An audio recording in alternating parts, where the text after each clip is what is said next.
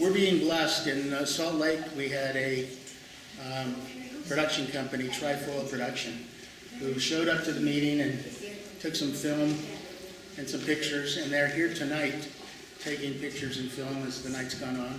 You probably never knew that you were being videotaped, or, because we're the CIA.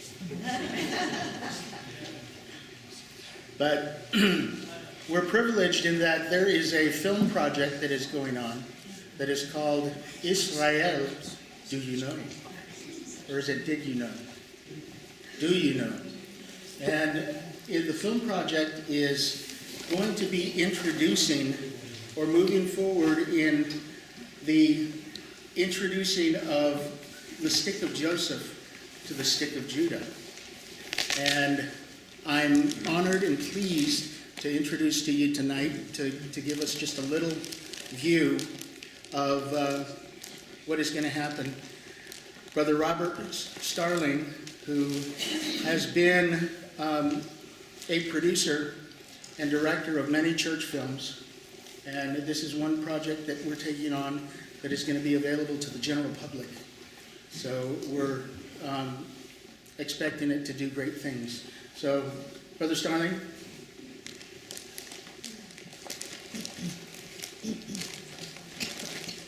Thanks, Phil. I'm Robert Starling. I live in Riverton, Utah, south end of the Salt Lake Valley, and it's great to come and be with you here tonight. I was there at the Salt Lake meeting a few weeks ago and enjoyed the spirit there. And as Phil said, I was also able to shoot some video there, and I'm going to come and shoot some video here for the documentary. Actually, it was about a year. When was it you spoke in Salt Lake? 2.5 years ago. Has it been that long? Yeah. But I was very impressed with Phil's talk then and his passion to bring Judah and Joseph together. I don't have any Jewish ancestry myself, except I got a great-great-grandmother that was Cherokee, and some of the Cherokees think they're Jewish. And who knows? But I talked to Phil. I said, I share that passion, and so we started talking, and so well, if you want to really reach people and get a message across to people in this day and age, the way to do it is video. It's the language of our time, and so we started talking and going back and forth, and we've got sort of a rough outline of a script, a thing we want to do, and we're moving forward to create this video, which we hope will end up being shown on television. We'll have DVD, and then it'll be on the web, and to get the message out, because it's the title we took from, and it's a working title at this point, from LeGrand Richards' book, which I'm sure most of you are familiar with, Israel, Do You Know? And it's kind of a double-edged thing, because our friends of the tribe of Judah don't know about our identity as Israelites, and a lot of Latter-day Saints don't really know the extent of our identity as Israelites. And I'm just grateful to be able to work with Phil, who is my cousin from the tribe of Judah and my brother in the Lord Jesus Christ. And I'm grateful to do that. And you want to go to show the video? I prepared a little 4-minute sort of a teaser of what we're kind of hoping to do. And I just finished editing a few minutes ago, so I hope nothing goes wrong.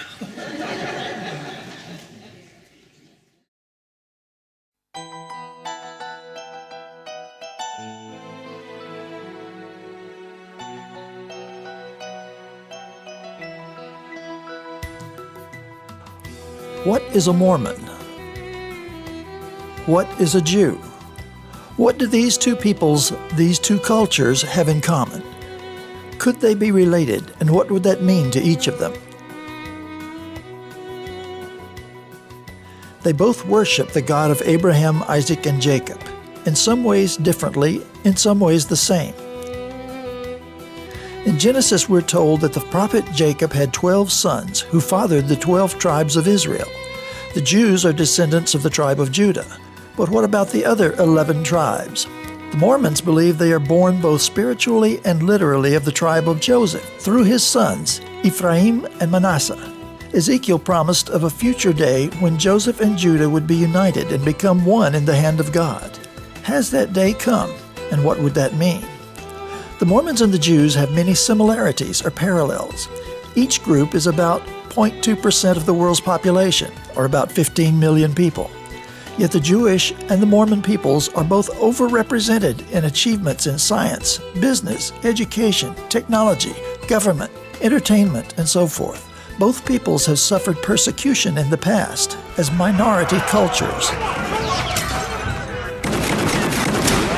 Both have experienced an exodus, each migrating to a promised land where they might have the freedom to worship the God of Israel in peace. The Holy Land and the state of Utah are both desert lands with parallel geographical features. In each location there is a Jordan River that flows from a freshwater lake into a dead salt sea. In each land the practice of irrigation has caused the desert to blossom like a rose, and arid wastelands have become green fields and valleys. At the religious center of each land there is a temple square, a sacred space where the faithful gather to worship.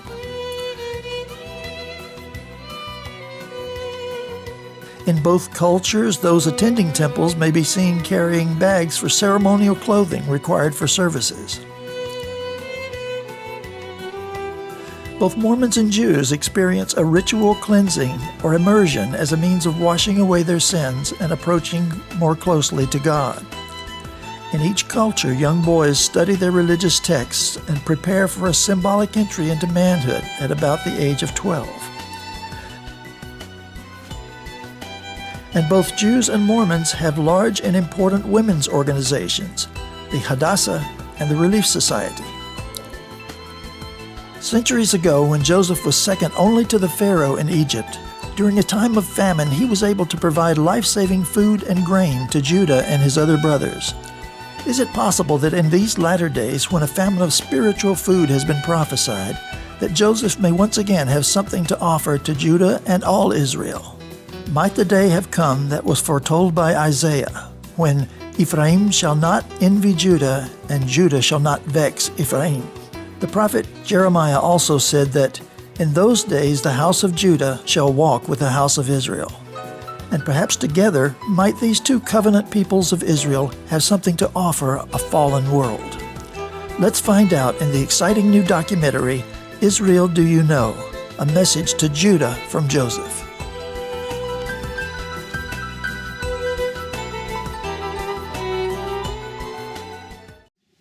Thank you, Robert. Did you want to say anything else? Just if there's any questions.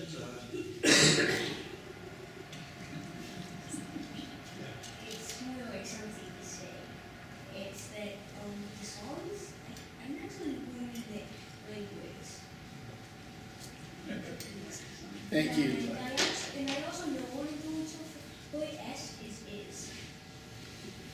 Okay, Brian, could we ask you something you were going to do? So we're really grateful that Sister Reese was able to come to our evening tonight, and we're thankful and blessed to hear her speak. So on behalf of our organization, I'd like to present her with a little token, and we'd like to ask her husband to pin on her. I'm not going to do that. You got the easy part. So thank you very much. Very kind. Do you need glasses or anything? Just a steady hand, please.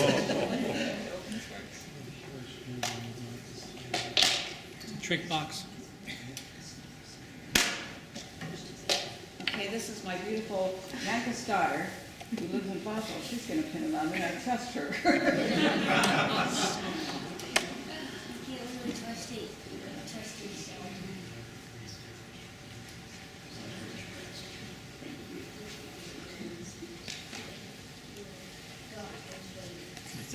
It's not up there. Okay. Oh, did you want me to? Just, I'll sit down.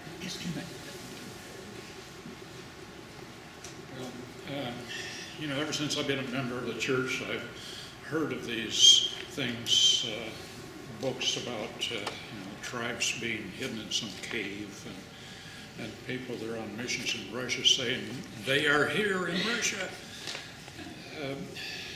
Leslie walked up to me and showed me her book 6 months ago, and I thought, this is the answer. This clarifies things. I'd already knew some things about Hebrew Jewish influence being in the Shinto in Japan, and this book takes it much further. So without dwelling on that, this is her story. She was born in Moab, raised in Logan and Salt Lake. She married her sweetheart Jerry in 1961 there in the University of Utah. He became an FBI agent, watch out folks, after college. And then went into corporate security, and they spent most of their lives moving all over the country. She served in 4 really exciting presidencies, but spent most of her life teaching gospel doctrine in many words. Her husband served as bishop twice and in 2 stake presidencies. In 2006, he was called as a counselor in the Accra, Ghana. Temple presidency. And she was an assistant to the matron. They live in Draper now, and they have 10 children, 36 grandchildren, and 10 great-grandchildren. And their daughter is here. Leslie. Thank you.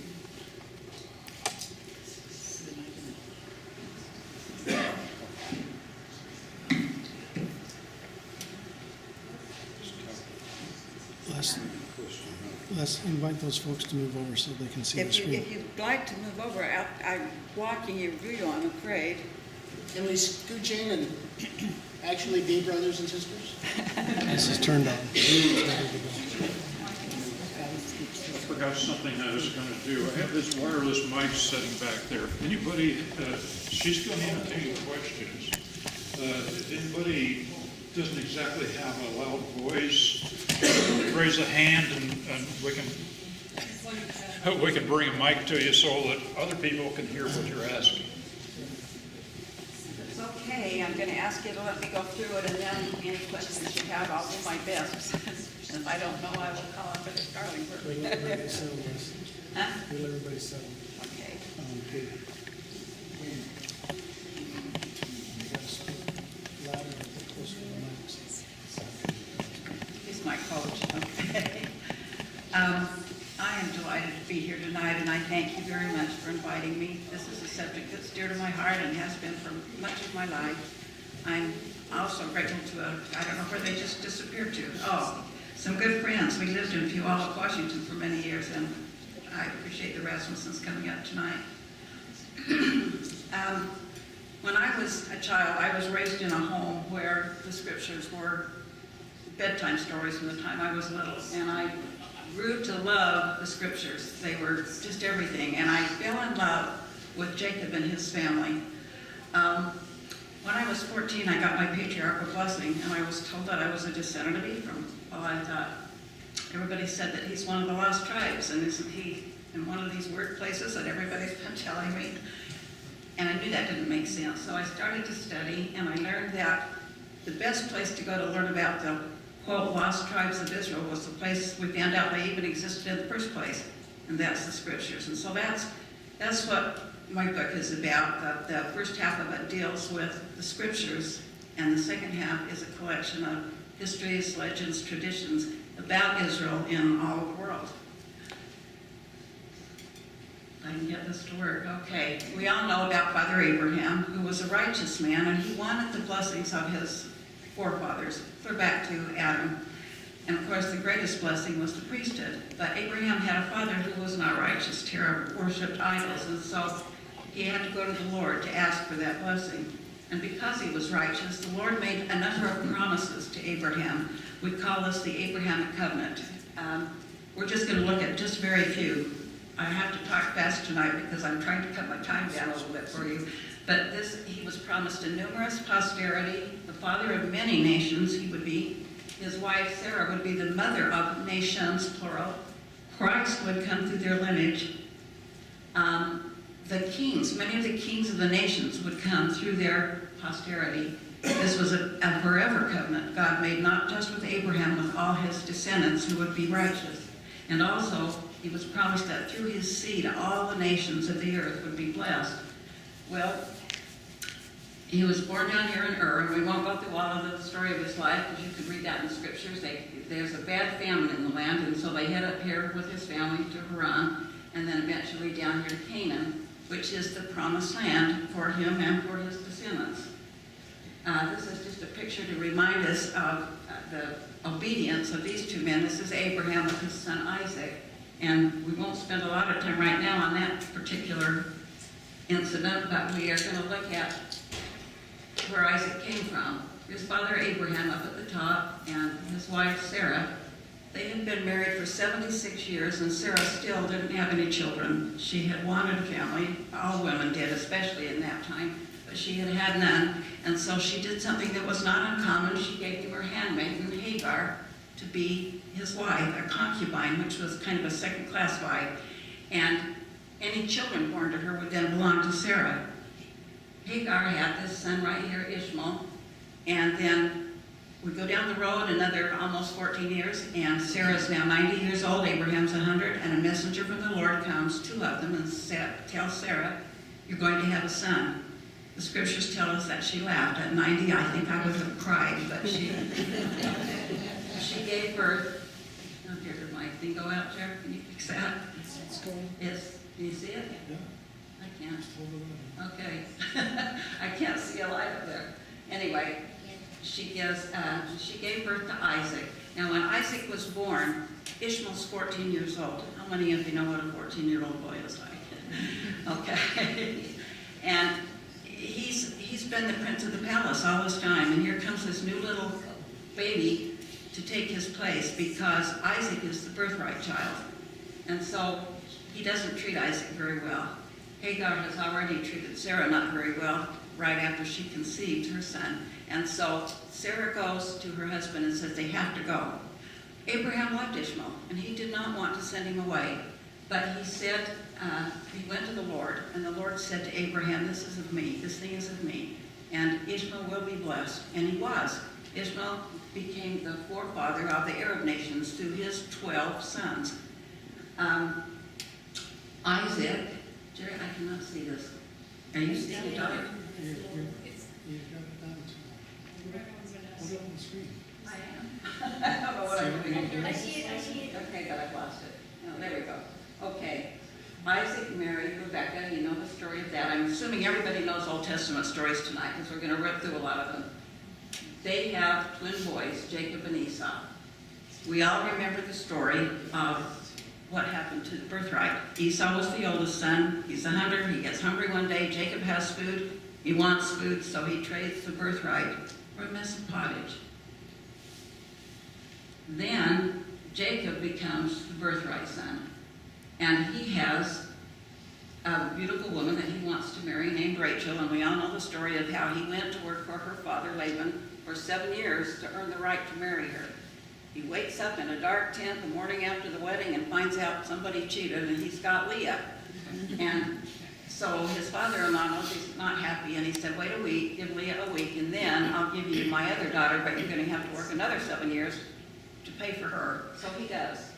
And after they marry, Leah begins to have children, and she has these sons down here. Rachel has none. That's not a good thing for a woman in that day. Your worth was counted on whether you could give your husband sons. So she gives him her maid, Bilhah, and Bilhah has a couple of sons. Leah, by this time, has quit having sons, so she gives him her maid, and these two women were concubines to Jacob, and she has 2 sons, and finally, Rachel has 2 sons, the 2 youngest sons, Joseph and Benjamin. So these 12 boys right here become known as the house of Jacob, or Israel. His name has now been changed by God to Israel. And that's why we call it the house, that means the family of Israel. And it's made up of the families, the tribes of each of these sons. They do have a daughter, but daughters didn't count a whole lot then. We all know the story of Joseph as a young man. He is the birthright son. His father tends to favor him, probably because he acted better. But he gives him a beautiful coat, and he does a lot of things. And this young man is given a gift of revelation by his Father in heaven. He has visions and dreams. And he tells his brothers, when he's about 17 years old, I'm going to rule over you someday. Well, you imagine how well that went over. They were not happy. So one day when he's sent out to find them, they decide they're going to kill him, but then instead, they sell him to a band of Midianites, traveling Midianites. He goes to Egypt. He's sold into the house of Potiphar, who's a very wealthy man in the Pharaoh's army. Potiphar really trusts this young man. He puts everything he owns in his hands. He's in charge of everything. His mistake was he also trusted his wife, and she was after Joseph. He was apparently a very handsome young man. And we read about the time where she gets really forward and grabs him and is not going to let him go. And he lives a moral law that he was taught in his father's home and knows adultery is not in the picture. So the scriptures say he gets him out of there, and she has his robe. Potiphar has him thrown in prison because his wife lies and says this was Joseph's fault. So Potiphar either believed her or felt like he had to believe her, and Joseph goes into prison. We don't know how many years he was there. We do know when he gets out of prison, he's 30 years old, but we don't know how long he was in Potiphar's house.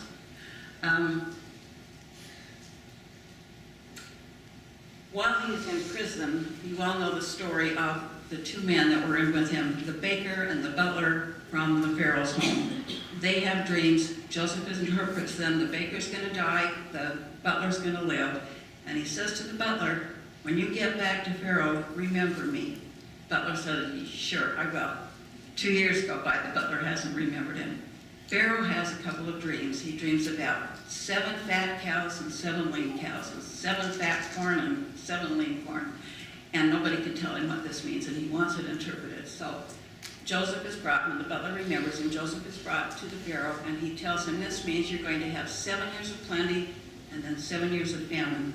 And what you need to do is find somebody really good to put in charge during the good years to store all of the food in such a way that it can be given to people after the 7, or when the 7 lean years come. And the Pharaoh looks at him and he says, you're the man, Joseph. So you have this remarkable instance of this young man who's been a prisoner, who is now second in command in all of Egypt. The famine comes, and it doesn't just stay in Egypt, it goes to Israel. And back in Israel, you have Father Jacob and his family. Now, Jacob thinks that this young man is dead because his brothers all said he's dead. The brothers probably also think he's dead. He was 17 years old, and they sold him off to a group of people that they didn't know what had happened to him. They did not recognize him, and we all know the story of how he sent them back and forth, and they have to get Benjamin. We won't go through all of that right now, but this I want you to remember. Joseph, just like every prophet who has ever lived, was a type and a symbol of Jesus Christ. Joseph was also a type and a symbol of his own posterity. Before Father Jacob, they bring Father Jacob and all of the family into Egypt as honored guests, and they're to live there now. They get to stay. And before Jacob dies, he calls his 12 sons to give them each a father's blessing. We would call it a patriarchal blessing. And the one that we have the most recorded about is Joseph's, but you can read some about each of the sons in the Old Testament. But among other things, Joseph is told that he will have branches who will run over a wall into a land of everlasting hills, and those of us who know anything about the Book of Mormon know how that was fulfilled. Another thing he was told was that in the latter days, he would have a descendant who would bear the same name that he had, Joseph. And this Joseph's father would also have that name. And as you just learned from this little screen presentation here, this young man was to do the same thing ancient Joseph did. Ancient Joseph brought bread, food, to a starving people. And first off, his own family, and then to the whole world. This young man was to bring spiritual food to a starving world. But the prophet Amos, who saw this latter day, said, it won't be a famine for want of bread. it will be a famine for wanting the word of God. So this Joseph was to come in a time when truth had been lost, and he was to bring spiritual food to his brethren of all the house of Jacob, plus all those in the world who would partake of it. Now let's look at our chart again for a minute. We're going to come down here to ancient Joseph, and he married a woman named Asenath, who was an Egyptian. We know very little about her. Some people say she was a Semite, but I haven't ever found any proof, so I don't know. These were their firstborn boys. Here's Ephraim and here's Manasseh. Manasseh was the oldest, Ephraim was the youngest. Before Father Jacob dies, Joseph also takes these two boys to Father Jacob to give them a blessing. And when the birthright blessing is given, the right hand goes on the head of the one who's getting the birthright blessing. And so Joseph puts Manasseh at his father's right hand because he's the firstborn. Father Jacob crosses his hands and puts the hands on the other heads, and Joseph says, no, no.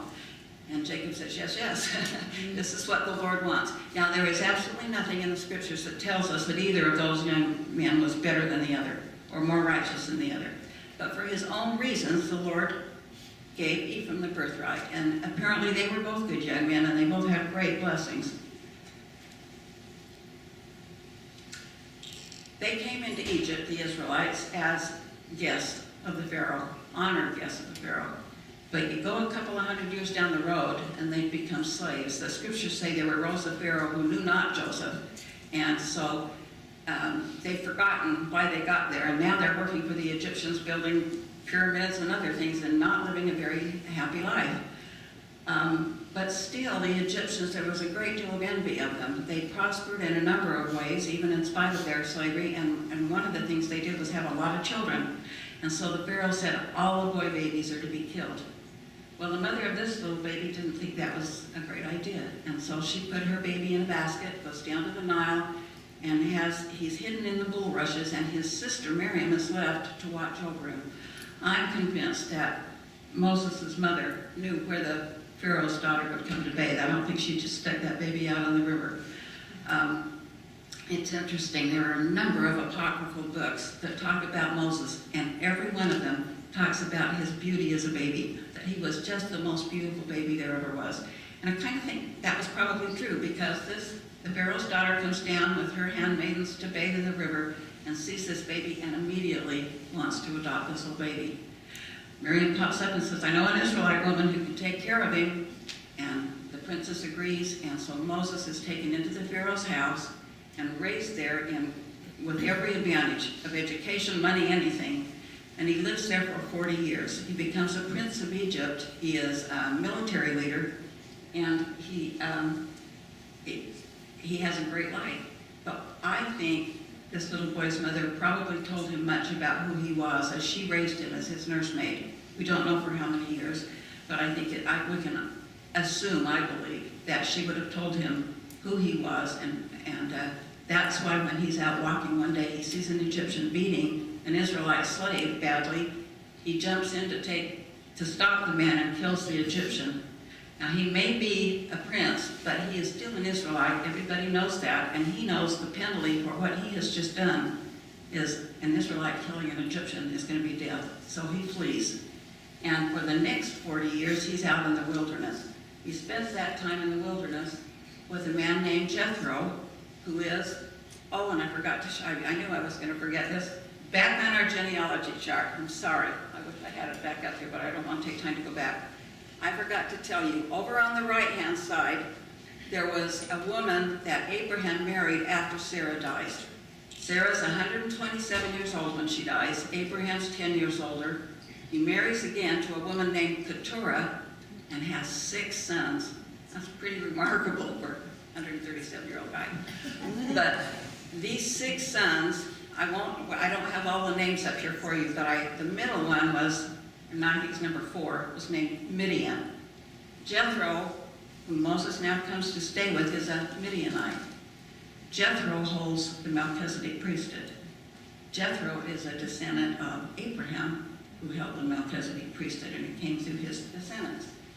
Okay, and so he gives the Melchizedek priesthood to Moses. Moses is out on Mount Horeb near the end of the 40 years that he's here, and he sees a bush that appears to be on fire, and a voice tells him to remove his shoes. He's on holy ground. Now that's interesting to me, because so many religions have that same custom, that one's shoes are to be removed, that the bottom of the shoe is not clean. We carry the dirt of the world on the bottom of our shoes, and they have holy places where they remove their shoes, as we do when we go into a temple. The voice that speaks to him from the burning bush is God, who says, I have a little assignment for you. You're to go back to Egypt and get my people out of slavery and lead them away. Moses says, no. And the Lord says yes. And after he's explained things to Moses and given him a spokesman, Moses agrees to do this. I just can't imagine how he felt. What a huge assignment to be given. But he goes back, and we all know the story of going before the Pharaoh and the plagues of Egypt and how he got those people out. And this is one artist's conception of the trail that they took. Let's see, up here in Ramses is where they started. At some point they crossed the Red Sea, and then they spent a year in the Sinai wilderness wandering here. Now during that time the Lord took care of them. He gave them manna, he brought them quails, he got water out of the rock, he did everything to help these people.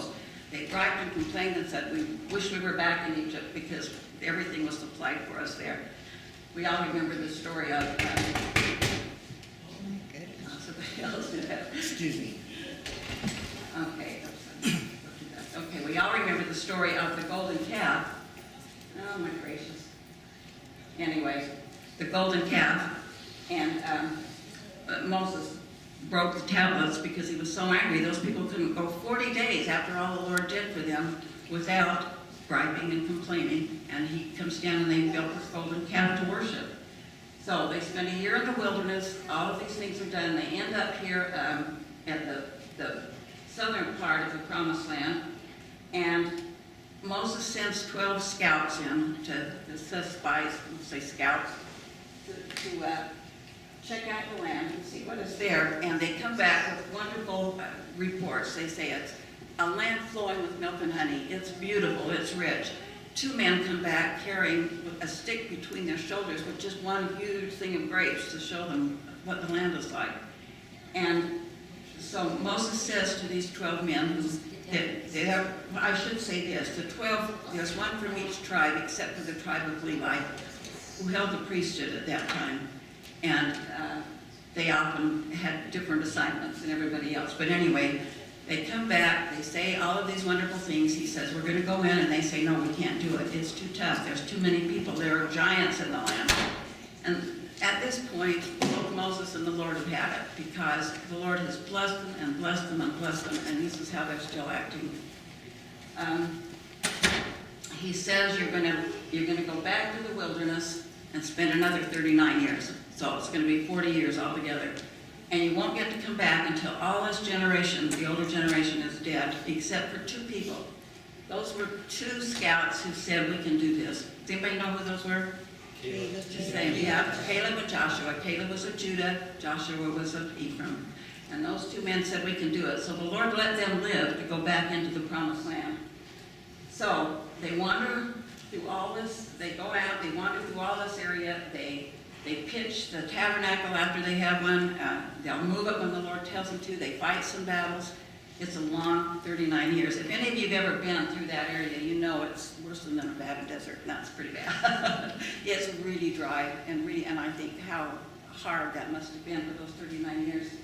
And then finally they come up here around Mount Nebo, the plains of Moab. We had the privilege not too many years ago to stand there on Mount Nebo and look down at those plains, and in my mind I could just see this huge mass of people that Moses had charge of, and he's got to get them into the Promised Land.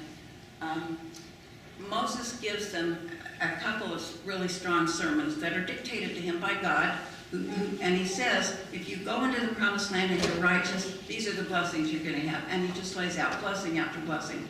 And then he says, if you're not, there are curses that are going to come upon you. And we're just going to look at a couple of those. He said, the Lord will scatter you among the nations. You will be removed into all the kingdoms of the earth.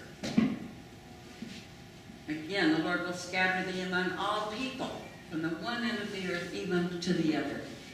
Now this is if you don't obey God when you get in there.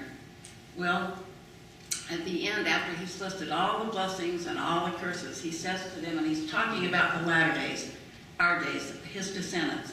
He said, when all these things have come upon thee, and thou shalt call them to mind among all the nations where God's driven you out, then you'll return unto what? Unto God, unto his teachings, unto his gospel. And then the Lord will turn thy captivity and have compassion and gather thee out from all the nations where God has scattered you. Now, after he's given all of this that we read in Deuteronomy, and if you haven't read Deuteronomy, do it again, because it's just awesome. There's a lot in there. But anyway, he calls Moses and Joshua into a tent, and he talks to them. And among other things, he says this unto Moses, Behold, thou shalt sleep with thy fathers, and this people, not may, not might, will rise up and go a-whoring after the gods of the strangers of the land. They will forsake me and break my covenant. That's had to break Moses' heart after all he's been through. But the Lord said, this is what's going to happen. Then he says to Moses, I'm going to dictate a song to you, a psalm, a song. I want you to write it down. And he says, it's not going to be forgotten out of the mouths of your descendants. He didn't say their hearts or their minds. I think that's really interesting. He says out of their mouths.